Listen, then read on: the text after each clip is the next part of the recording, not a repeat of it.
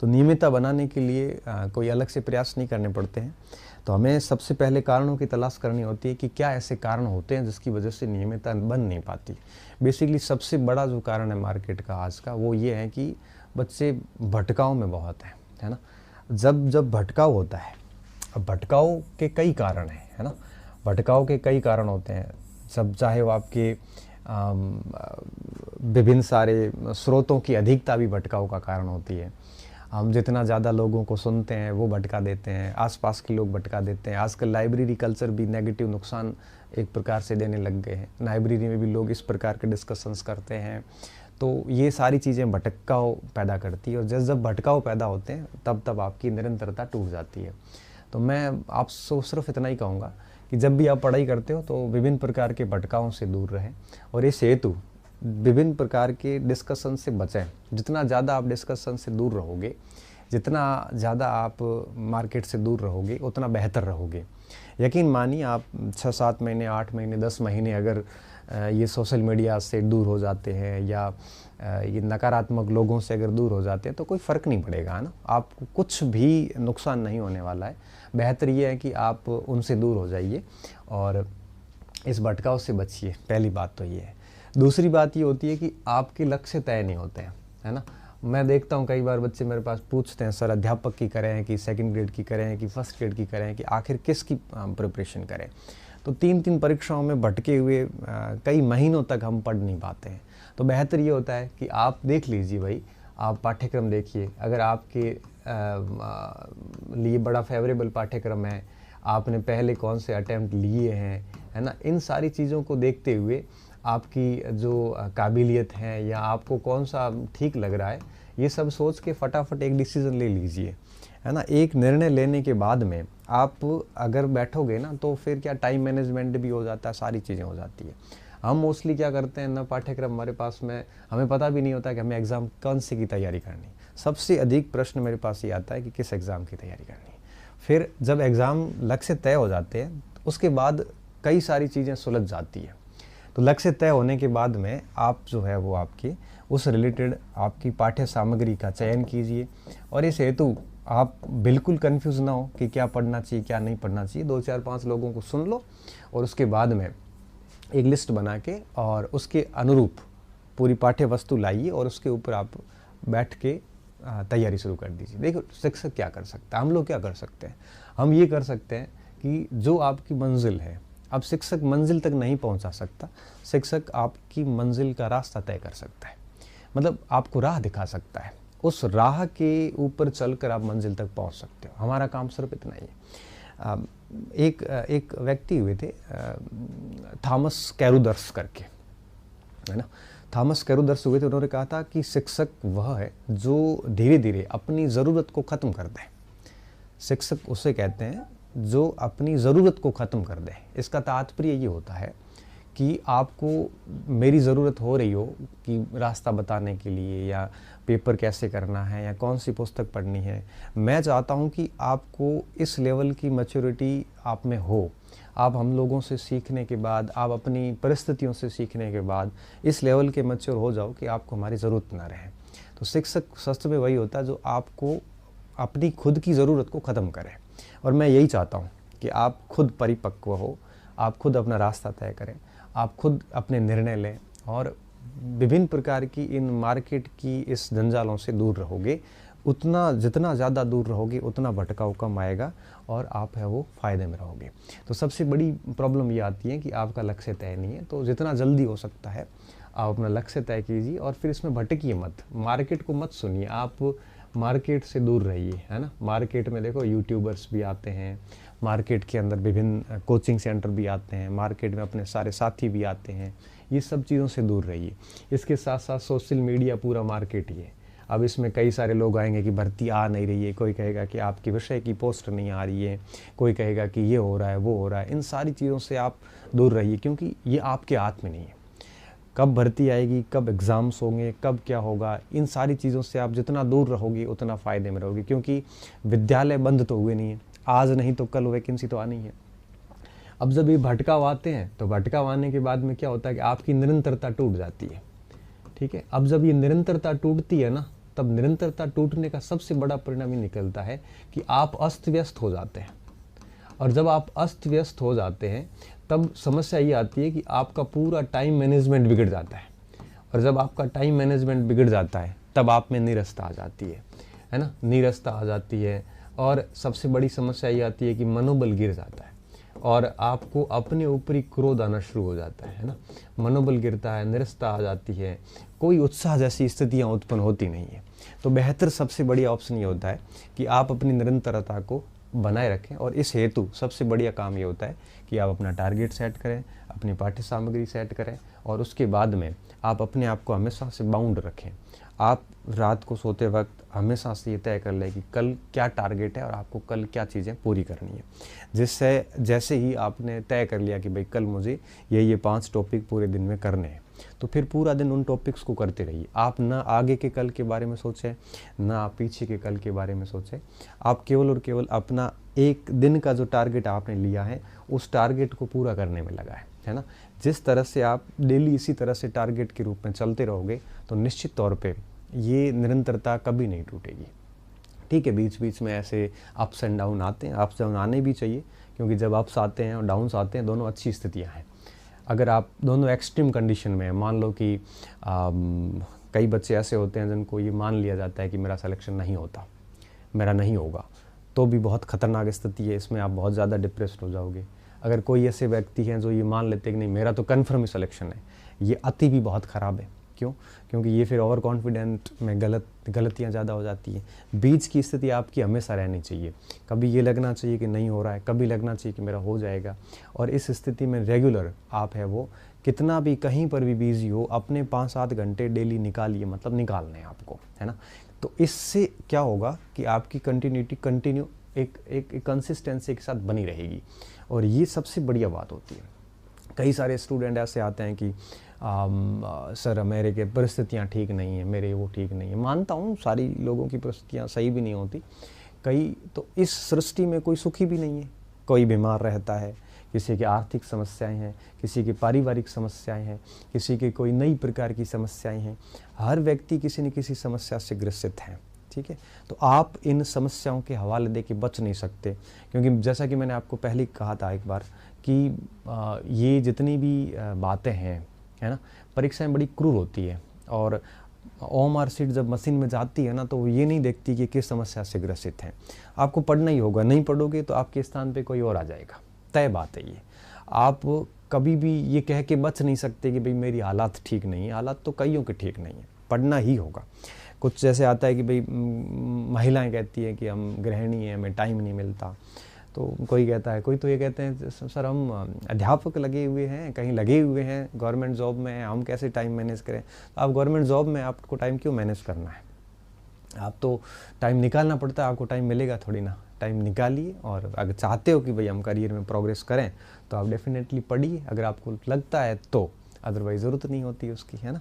तो बढ़िया तरीके से मेहनत करिए, नियमितता लगातार बनाइए और डेली रूटीन का ध्यान रखिए। जिस दिन आपका रूटीन टूट गया, है ना, रूटीन का बना रहना बहुत ज़रूरी होता है। हर दिन आप मन भी नहीं है ना तो भी कुछ न कुछ पढ़ते रहिए। रूटीन टूटने के बाद आपको मोटिवेशन की आवश्यकता रहती है और ये मोटिवेशन थोड़ी देर तक रहते हैं, उसके बाद में ये मोटिवेशन ख़त्म हो जाते हैं। अभी प्रेरणा जो है वो तभी आवश्यकता होती है जब रूटीन नहीं रहते। जब आपके अंदर रूटीन है तो अब मोटिवेशन की ज़रूरत पड़ती नहीं है। तो बेसिकली प्रयास ये कीजिए कि आप अपना रूटीन हमेशा बनाए रखें, हर दिन 4-5 घंटे 6 घंटे जो आपकी स्ट्रेटजी है उसके अकॉर्डिंग कंटिन्यू चलते रहें।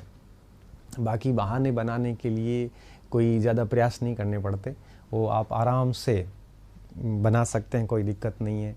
कई बच्चे इस तरह तक कहते हैं सर मैं तो बहुत गरीब हूँ, ये हो सकता है, गरीबी भी होती है, कई सारे लोगों की होती है, लेकिन मुझे लगता है कि मोस्टली बच्चों की माँ बाप उसकी ज़रूरतें पूरी कर देते हैं। उसके बावजूद भी आप अपने आप को गरीब मानते हैं तो मैं तो कहता हूँ आप अपने माता पिता का अपमान कर रहे होते हैं, क्योंकि माँ बाप ये सोच रहे हैं कि हम है वो बच्चे की जो छोटी मोटी ज़रूरतें हैं वो सारी पूरी कर रहे हैं। उसके बावजूद भी बच्चा अगर ये कहता है कि नहीं मेरे पास तो ये नहीं है, मेरे पास वो नहीं है, तो अब लालच तो पूरे नहीं होते, ज़रूरतें पूरी हो जाती है। और माँ बाप जितना भी आपको कुछ देते हैं तो उसके बाद आप ऐसे गरीब कह के उनको, मुझे लगता है कि उनका आपको अपमान नहीं करना चाहिए। हर व्यक्ति अपने आप में उतना होता है कि उसकी ज़रूरतें पूरी हो जाती हैं।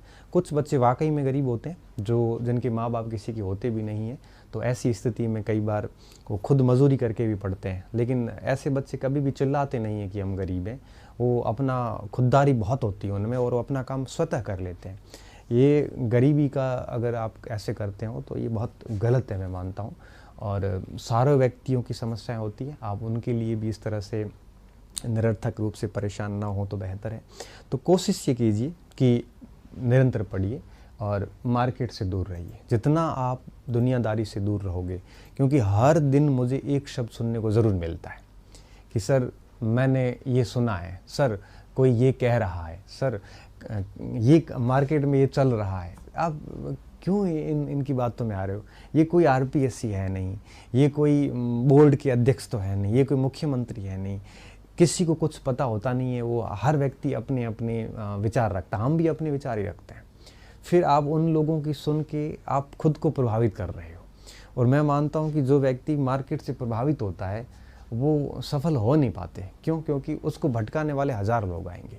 तो सबसे बढ़िया काम ये होता है, रूम में रहिए, पढ़िए बढ़िया और इन दुनियादारी से दूर हो जाइए। क्योंकि जिस दिन आप फेल होंगे उस दिन यही लोग आपके मज़े लेने के लिए आ जाएंगे, और पास हो जाओगे तो ये लोगों को छोड़ भी दिया ना तो ये लोग आपसे वापस आके वैसे ही मिल जाएंगे। तो आप बेहतर ये होगा कि आप इस तरह से काम कीजिए। बाकी आपके सोचने से, आपके बहुत ज़्यादा परेशान होने से किसी को कोई मतलब नहीं है।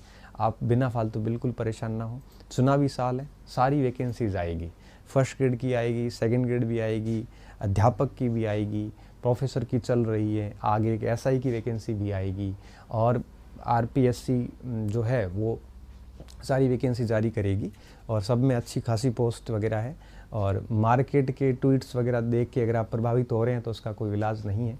ठीक है, ये सारी बातें थी। मैं समझता हूँ कि पढ़ाई की निरंतरता हो या उत्साह हो या आत्मविश्वास हो, ये सारी चीज़ें एक दूसरे से बड़ी रिलेटेड होती है।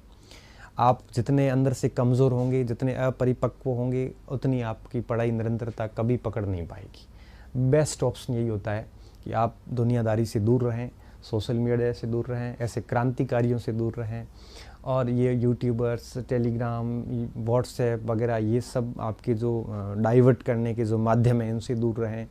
कम से कम लोगों को सुनें और अधिकतम पढ़ाई करोगे तो आपको कोई भटकाएगा नहीं, और भटकोगे नहीं तो निरंतरता कभी खंडित नहीं होती है। निरंतरता का सीधा जुड़ाव भटकाव से है। आपको कोई भी आके भटका के चला जाता है। मैंने इतना कह दिया, लेकिन थोड़ी देर बाद कहोगे नहीं सर वो ये कह रहा है, वो ये कह रहा है। फिर ऐसे करोगे तो आप मार्केट के अंदर एक कस्टमर बन के रह जाओगे। तो इन चीज़ों को आप ध्यान रखिए और थोड़े से मैच्योर बनिए, है ना, परिपक्व बनिए, अपने निर्णय खुद लीजिए और थोड़ा सा लॉजिकली सोचिए। अगर कोई कह रहा है कि मुझे अच्छे से याद है कि फरवरी मार्च में कुछ यूट्यूबर्स जुलाई में फर्स्ट ग्रेड की परीक्षा करवा रहे थे। अभी वही यूट्यूबर्स वापस ऑनलाइन लाइव आए हैं। अब वो कह रहे हैं कि आज सितंबर में 15 दिन में भर्ती आ जाएगी, फिर परीक्षा हो जाएगी, फिर आगे और ये कहेंगे। तो इन क्रांतिकारियों से कृपया करके आप दूर रहें। ये लोग इसी तरह से करते रहेंगे। आप अपनी पढ़ाई पे ध्यान दीजिए और मैं चाहता हूँ कि आप सिलेबस पूरा कीजिए। एक दिन मेरे पास एक स्टूडेंट का कॉल आता है, बोले सर फर्स्ट ग्रेड की परीक्षा हो जाए, कब आएगी, भर्ती तो आ ही नहीं रही है वगैरह। मैंने कहा आ जाएगी। आपने सिलेबस पढ़ लिया? तो कि नहीं मेरे तो अभी 3 यूनिट हुई है। अब 3 यूनिट हुई है मतलब 60% सिलेबस बाकी पड़ा है, और टेंशन इस बात की है कि एग्ज़ाम नहीं हो रहा है। टेंशन इस बात की है कि एग्ज़ाम नहीं हो रहा। तो मैंने कहा अगर मान लो आज भर्ती आ जाए और जनवरी में परीक्षा हो जाए तो सर मैं फेल हो जाऊंगा। तो जब जनवरी में फेल होने की स्थिति है तो कोशिश ये करो कि आप है वो अपना कोर्स पूरा कीजिए। आप क्यों इस चीज़ों में फंसे हुए हो? जिस दिन होना है उस दिन हो जाएगा सिलेक्शन। बेस्ट ऑप्शन ये है कि आप अपने आप को तराशते जाइए, तब जाके बात का कुछ आनंद है। अन्यथा आप इन क्रांतिकारियों के चक्कर में अपना समय ख़राब करोगे और कुछ भी नहीं है। तो बहुत गज़ब मेहनत कीजिए। और कई बार एक बच्चे नियमितता टूटने का एक कारण और भी बताते हैं कि सर हमें याद नहीं होता, पढ़ा खूब है लेकिन याद नहीं होता। अब देखो याद नहीं होता, याद हम कंप्यूटर तो है नहीं कि एक बार पढ़ने से सारी चीज़ें याद हो जाए। ना आपसे होती, ना मेरे से होती, किसी से भी नहीं होती। याद करने की भी एक बेसिक पैटर्न होता है। पैटर्न क्या होता है? सबसे पहले हम टॉपिक को समझते हैं, पढ़ते हैं अच्छे से पढ़ते पढ़ते हम उसको समझते हैं कि वो बिंदु कहना क्या चाह रहा है। समझने के बाद में हम उसको शॉर्ट में लिख लेते हैं, साइड में लिखते हैं या अपनी कॉपी में लिख लेते हैं। अब उसको कॉपी में लिखने के बाद में फिर उसका 1-2 बार अभ्यास करते हैं, उससे रिलेटेड जो प्रश्न आए हुए हैं पुराने, उन प्रश्नों का अध्ययन करते हैं, तब उसकी प्रकृति पता चलती है। उसके बाद में हम उसी टॉपिक को 3-4 बार रिवीजन करते हैं, फिर मनन करने की स्थिति में आते हैं, फिर मनन करते हैं। उसके बाद जाके हमारी स्थिति ये आती है कि हमें वो चीज़ें याद होनी शुरू हो जाती है। ऐसे याद होता है। अब किसी को तो ये चाहिए कि नहीं, मेरे को तो एक बार में याद क्यों नहीं हुआ। अब एक बार में याद कैसे होगा? एक बार में कोई चीज़ याद नहीं होती है। आपको याद करने का एक पैटर्न फॉलो करना पड़ेगा। पहले बिंदु को समझिए कि कहना क्या चाह रहा है। कई बच्चे तो किताब को उपन्यास की तरह पढ़ते हैं, लाइन टू लाइन पढ़ते जाते हैं। अब वो लाइन टू लाइन पुस्तक को आप 1 नहीं 20 बार पढ़ लो, याद नहीं होगी। ये पैराग्राफ लिखा हुआ है, जब तक उस पैराग्राफ को पढ़ने के बाद, उन 10 पंक्तियों को पढ़ने के बाद अगर आप उसका मनन करके सार बोल नहीं पा रहे हैं, आप समझिए अभी तक आपने उसको ठीक से नहीं पढ़ा। तो एक पैराग्राफ का सार आपको पता होना चाहिए कि पैराग्राफ क्या कहना चाह रहा है। पहले ऐसे किया जाता है, फिर उसको एक ऐसे पढ़ने के बाद में जैसे उसके सारे सार समझ में आ जाते हैं, फिर उनको शॉर्ट में लिखा जाता है। शॉर्ट में लिखने के बाद में फिर क्या किया जाता है, एक बार पूरा अध्ययन किया जाता है और उसके बाद में क्या करते हैं, अभ्यास करते हैं पुराने पेपर्स का। और अभ्यास के दौरान हमें समझ में आता है कि किस टॉपिक से कैसे प्रश्न आते हैं। अभ्यास बहुत ज़रूरी होता है। बिना अभ्यास के हम पता नहीं चल पाता कि परीक्षा में प्रश्न किस टाइप का आता है, और टाइप पता नहीं होती तो फिर जब हम एग्ज़ाम में जाते हैं तो प्रश्न को देखने के बाद हम उसका उत्तर टिक नहीं कर पाते, क्योंकि हमें अंदाज़ा भी नहीं था पढ़ते वक्त कि इसका ऐसा प्रश्न आता है। फिर जब हम वापस आके देखते हैं तो हमारे वो पढ़ा हुआ होता है, लेकिन फिर भी हम गलत करके आते हैं। इसलिए अभ्यास करोगे तो आपको हर टॉपिक से किस किस टाइप के प्रश्न बन सकते हैं उसका आपको अंदाज़ा होना शुरू हो जाएगा, और फिर 4-5 बार रिवीजन हो जाते हैं, तब चीज़ें याद होनी शुरू हो जाती है। तो इस याद नहीं होने की वजह से आप अपनी निरंतरता भंग कर रहे हैं तो गलत है। आप उस पैटर्न को फॉलो कीजिए और इसी तरह से पढ़िए। समय लगेगा, डेफिनेटली लगेगा, लेकिन समय भली लगे, लेकिन चीज़ें इतनी बढ़िया तरीके से तैयार हो जाएगी कि आप बहुत आसानी से अपना सिलेबस कर लोगे और अपना सिलेक्शन जो है वो सुनिश्चित कर सकते हो। ठीक है, अब मैं आपके एक बार कमेंट देख लेता हूँ और उसके बाद में बात को हम ख़त्म करते हैं। ठीक है, जब तक ऊपर एग्ज़ाम नहीं आवे तब तक स्पीड नहीं बनती। स्पीड नहीं बनती तो कोई बात नहीं आप जब सो रहे होते हैं उस समय कोई पढ़ रहा होता है, जब आप धीरे धीरे पढ़ रहे होते हैं उस समय कोई फास्ट पढ़ रहा होता है, जब आप राजनीति कर रहे होते हो उस समय कोई राजनीति पढ़ रहा होता है ना। तो वो कोई फ़र्क नहीं पड़ता। आपको अगर नौकरी चाहिए तो स्पीड बना लो। सर मैं first grade history course join करना चाहता हूँ, रिकॉर्ड कोर्स में अपडेट होगा क्या? जी कोई अपडेट नहीं है, वही रहेगा कोर्स में, है ना। मैंने इतना कुछ दे दिया है कि उसमें अपडेट की गुंजाइश नहीं है। सर रीट पे बारे में बताइए। रीट मुझे लगता है अगली साल जून जुलाई आसपास के रीट हो जाएगी, और फर्स्ट ग्रेड की जहाँ तक रूट के अध्यापक की बात है तो वो अगले साल 25 में जनवरी फरवरी के आसपास हो सकती है। साइकोलॉजी का कोर्स अपलोड करो, पॉसिबल नहीं है। सेकंड ग्रेड ऑफलाइन बैच चल रहा है और डेली 5 क्लास देखता हूँ, 180 क्लास शेष रही, बहुत बढ़िया बात है। कॉलेज लाइब्रेरियन की सारी पात्रता पूरी करने के बाद तो कुछ नहीं है। एपी के एग्ज़ाम का मैंने बता दिया, पोस्ट के बारे में मैंने बता दिया स्टार्टिंग के अंदर ही, और कमेंट्स बहुत फास्ट हैं, मैं फिर भी कुछ देख पा रहा हूँ तो वो बता पा रहा हूँ। एएसआई के एग्ज़ाम के बारे में ऐसा कुछ है नहीं, अभी भी मार्केट में यही माहौल ही बना हुआ है। चलो बात को ख़त्म करते हैं और ठीक ठाक तरीके से बढ़िया तरीके से मेहनत करते जाइए। खाली टाइम है, वैकेंसी अभी आएगी, परीक्षाएं लेट हैं, तब तक मैं मानता हूँ कि आप ठीक से तैयारी करोगे तो सिलेक्शन ले लोगे। और कोई भी ऐसी परीक्षा है नहीं वनडे एग्ज़ाम जो 6-7 महीने तैयारी करने के बाद पास नहीं होते। सर नींद ज़्यादा आती है, क्या करूँ नींद बेटा, बेरोज़गारी में नींद ज़्यादा आना लंबी बेरोज़गारी का सूचक है, तो नींद ज़्यादा आती है तो लेते जाओ, कोई फ़र्क नहीं पड़ेगा, क्योंकि आप नींद लोगे तभी कंपटीशन कम होगा, है ना, नहीं तो कंपटीशन बढ़ता जाएगा। विश्व इतिहास के नए वीडियो कब डालोगे और इतिहास दर्शन के कब डालोगे? तो विश्व इतिहास और इतिहास दर्शन की वीडियो जो है वो मैं डालूंगा आपके नवंबर के आसपास, तब तक मेरा प्रोफेसर का बैच कम्प्लीटली पूरा हो जाएगा उसके बाद। ठीक है, तो सभी को एक प्रकार से शुभ रात्रि। मैं बहुत अच्छा हूँ, आप बच्चे पूछ रहे हैं, और शिक्षक दिवस का तो वैसे आपको बता ही दिया है, तो शिक्षक दिवस तो अब ठीक है, आप सभी भावी शिक्षक हैं और आप सभी शिक्षक बनने वाले हैं आगे, तो ठीक है, आप बात यहीं ख़त्म करते हैं। अच्छे से पढ़िए और आगे कोई इम्पोर्टेंट मुद्दा हुआ जहाँ मुझे लगेगा कि लाइव आना चाहिए तो मैं वापस लाइव आऊँगा, और बार बार डेली लाइव आके मैं आपका समय ख़राब नहीं करूँगा, क्योंकि मेरी ऐसी आदत नहीं है कि हर दिन लाइव आऊँ और आपको भटकाता रहूँ, ऐसी आदत नहीं है। आप पढ़िए, अभी हो सकता है कोई नया मुद्दा नहीं मिला तो 2-3 महीने बाद फिर लाइव आ जाएंगे। ठीक है, बहुत बहुत धन्यवाद विद्यार्थियों, अच्छे रहिए, मस्त रहिए, पढ़ते रहिए और